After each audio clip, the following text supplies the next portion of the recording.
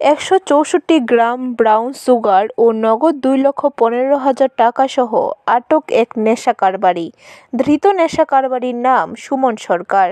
আমতলী থানার ওসি রঞ্জিত দেবনাথ জানান, গোপন সংবাদের ভিত্তিতে রবিবার গভীর রাতে ফুলতলী এলাকার বাসিন্দা সুমন সরকারের বাড়িতে অভিযান চালানো হয়। এই অভিযানে উদ্ধার হয় 16 প্যাকেটে 164 গ্রাম ব্রাউন সুগার এবং নগদ 2,15,000 টাকা। একই সাথে আটক করা হয় সুমন সরকারকে।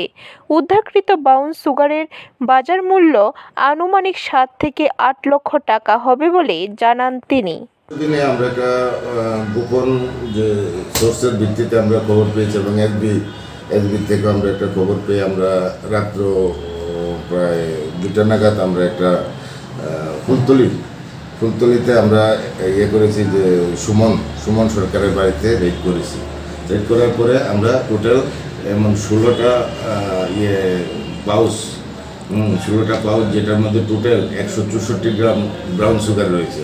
16টা ব্রাউন সুগার পাউচ এবং 2,15,000 টাকা আমরা উদ্ধার করতে পেরেছি এবং তাকেও আমরা গ্রেপ্তার করেছি।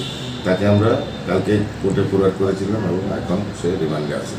বাজার মূল্য কত হবে এগুলি বাজার মূল্য কমসে কম 7-8 লাখ টাকা তো হবে। ব্যুরো রিপোর্ট, খবর ত্রিপুরা।